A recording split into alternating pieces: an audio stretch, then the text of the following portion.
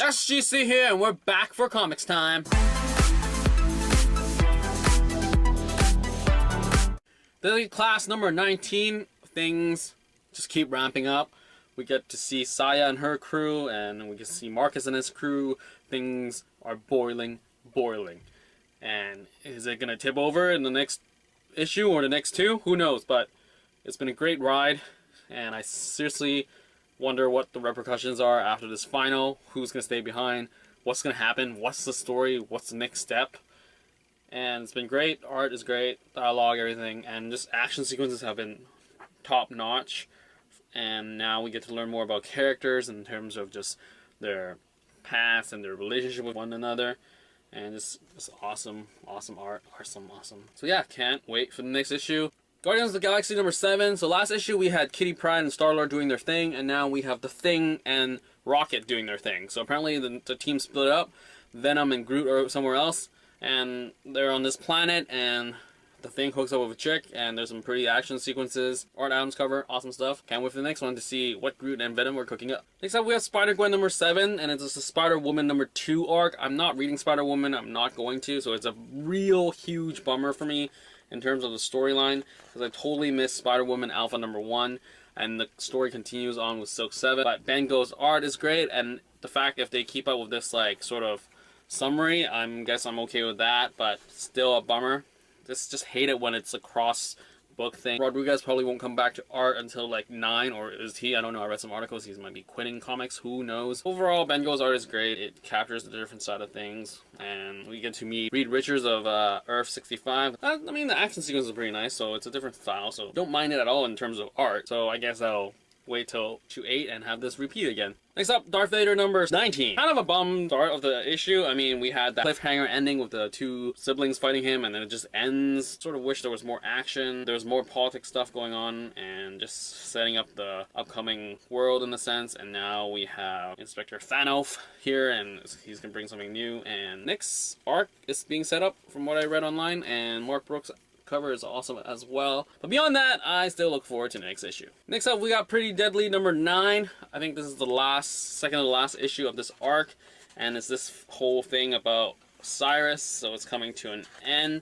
I mean, overall, this issue has been pretty, and the concept of the whole Reavers, and they're just fighting amongst each other and their counterparts, and there's a lot of crazy action sequences. I mean, it looks great and all, and it's just you gotta pay attention to get what's happening, and I really enjoy that.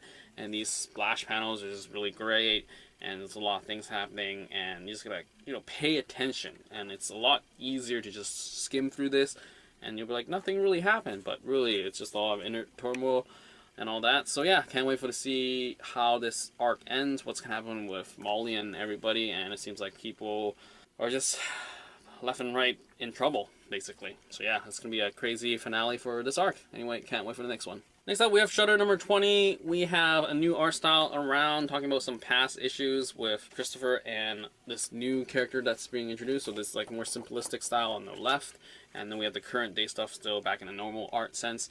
And it's an interesting story to see the relationship being built up, and just the ending is just coming to terms with something that's been sort of a thing that they've been hunting for.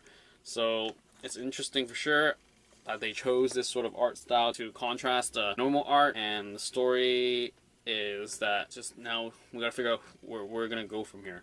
But all in all, enjoyed it, can't wait for the next one. Autumnlands number 10, crazy issue, tons of stuff happened. We get to see a lot of magic happening with Dusty, and Leroy is just sort of understanding how the world's working, and just a lot of things happening, and how magic works. This place that they're going to is so crazy and magic and everything, and it's been interesting for sure. A lot of great stuff, and I didn't even know that they were behind, but I'm so glad it came. This issue has been great in terms of art and paneling and story and just world building and all that, so it's great stuff, and I can't wait for the next one.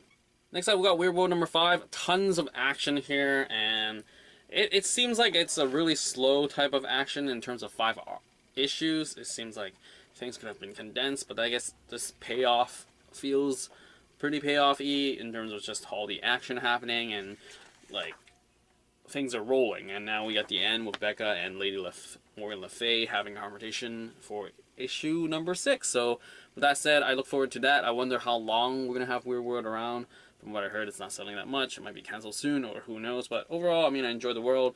I wouldn't mind that God of War guy coming back, because I would enjoy that much more than this whole human sort of, I don't need a human perspective at all. But all that said, God of War would be a welcome addition. But anyway, I still look forward to that confrontation at the end. So yeah, bring on the next issue. Next up, we got Kendall Block Blues number 3 of 4. Tons of stuff happening. Just being in prison and solitary confinement and just coming to terms with the life there, how crappy it's getting. And then also just associating how humans are involved in the story, and just seeing that was just really interesting for sure. And it just plays on like how they see themselves versus how would the humans see them, sort of thing. And it's just going to be interesting to see how this concludes. It's been an overall great ride in terms of just this life and culture of this particular prison. Interesting enough, and I enjoy the art and the coloring and all that jazz. So yep, can't wait for the last issue. Speaking of last issues, we have the last contract number 4 of 4, so it ends here. Finally figure out who's been putting out that list, and it's just that conclusion of acceptance, a lot of action, pretty great stuff, paneling, dialogue, just overall really enjoyable in a sense in terms of just the cinematic vibe of it all. And yeah, like the sort of full circle about how they treat the bodies and stuff, putting dead fishes in the trunk instead of an actual body. So overall, really enjoyed it. I'm sad that it's gone now. Maybe we'll get more in terms of this world and all that, but overall I loved the whole vibe of it, like the whole assassin theme and all that, and just like saving people despite everything. But yeah, so that is it.